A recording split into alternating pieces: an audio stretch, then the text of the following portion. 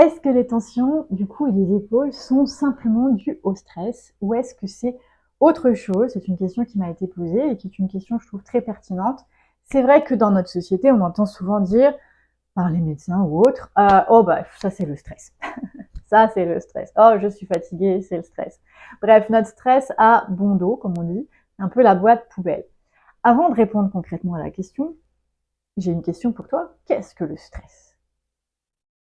Moi, j'ai pour habitude de définir le stress ainsi. C'est le mode survie du corps. Parce que ce qu'on appelle stress, c'est l'activation concrète des éléments dans le corps de survie. D'accord? Ça veut dire quoi? Ça veut dire que le corps active thyroïde et surrénal, les hormones qui vont faire leur boulot. Et qu'est-ce qu'elles vont faire? Elles vont mettre de la tension musculaire, en général un peu partout. Elles vont court-circuiter le système digestif. Elles vont favoriser la palpitation cardiaque, la respiration accélérée, et j'en passe, d'accord? Qui, normalement, nous sert de survie, c'est-à-dire, et j'aime bien prendre cet exemple-là, si un mammouth va te foncer dessus, et là, est-ce que tu cours ou est-ce que tu l'attaques? Il sert à ça, le mode survie. Or, chez les humains modernes, malheureusement, ce mode survie, il est activé tout le temps. Ça veut dire qu'on roule tout le temps avec un niveau de mode survie, c'est-à-dire avec un niveau d'hormones surrénales et thyroïdiennes. Et donc, on roule avec des tensions musculaires, un cœur qui bat plus vite que prévu, une respiration plus superficielle, un système digestif plus ralenti.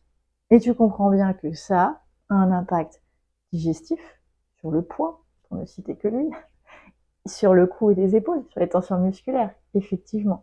J'ai pour habitude de dire aussi que sans mode survie, c'est-à-dire dans la sérénité intérieure ou dans la sécurité intérieure, il n'y a plus de problème, il n'y a plus de mots. Donc oui, le cou et les épaules viennent du mode survie, du stress. Mais la question est, qu'est-ce qui fait que le corps se met en mode survie, sachant qu'il n'y a pas un mammouth qui va te foncer dessus? Et là, c'est une question qui devient intéressante. Et c'est là que j'ai creusé le sujet. Chaque humain réagit différemment aux situations de vie et donc ne tombe pas en mode survie pour la même chose. Même s'il y a des courants, on va dire, eh bien, il y a quand même beaucoup de différences. Chacun va réagir différemment. Et souvent, ça vient de notre ordinateur central, de nos informations ici stockées qui viennent de notre passé, de nos ancêtres, etc. Comment fait-on pour se débarrasser de ça? La meilleure des choses, si on ne veut pas passer nos vies en thérapie, et à essayer de libérer, et je veux dire que je suis aussi thérapeute et j'ai travaillé à aider les gens à se libérer, à un moment donné, ça peut être un puits sans fond. Hein. Donc si on ne veut pas passer par là, et qu'on veut y aller si on veut, mais qu'on n'est pas obligé, comment est-ce qu'on peut faire pour sortir du mode survie? La réponse que j'ai trouvée, c'est la reprogrammation neuromusculaire et la conscience corporelle, qui vont un peu de pair. La conscience corporelle, c'est ce que j'utilise depuis plus de 10 ans sur utiliser le corps pour faire des prises de conscience, mais surtout pour que le corps prenne conscience, pas ton mental, et qui tranquillement libère des choses, ce qui donne de bons résultats. Et aujourd'hui, je travaille avec la reprogrammation neuromusculaire, celle que j'ai mis en place avec le 5 minutes santé, et là, on programme ici, on joue ici, d'accord? La conscience corporelle va travailler ici, mais va travailler, comment je pourrais dire, à la réharmonisation. Donc si tu veux, le 5 minutes santé, en général, travaille sur le programme, et qui va faire que le corps va tout de suite changer. La conscience corporelle, elle, harmonise les choses.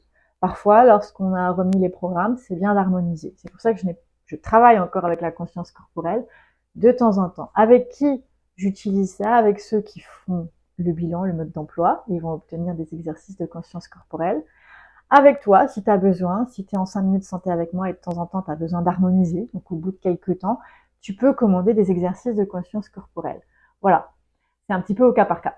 Donc, si tu veux supprimer tes problèmes de cou et d'épaule, c'est intéressant de connaître ton mode d'emploi. J'aimerais te dire qu'on peut le faire seulement avec le mode d'emploi partiel, donc avec un petit bilan. La réponse est non, parce qu'on ne va pas avoir la photographie d'ensemble. Qu'est-ce qui fait que tu tombes en mode survie? Moi, j'ai besoin de la photographie d'ensemble, de savoir exactement comment ton corps fonctionne pour te permettre de supprimer ça. Donc, ton problème de cou et d'épaule vient d'un mode survie activé, que ça dépend de chaque personne. Et c'est vrai qu'il y a un lien direct avec le système digestif. Donc, si tu travailles au niveau du système digestif, tu travailles au niveau neuromusculaire, avec le 5 minutes santé par exemple, tu vas déjà aller vers plus de sécurité intérieure, ça c'est pour tout le monde. Et si en plus tu as fait un petit bilan, on l'a déjà orienté pour toi. Donc, tu vas aller vers plus de sécurité intérieure et moins de mode survie. Donc, tu es déjà en train de réharmoniser les choses. Ça ne te donne pas les explications, mais ça permet à ton corps d'aller mieux. Et ça, c'est ce qu'on demande. On n'est pas obligé de tout savoir. Ça va.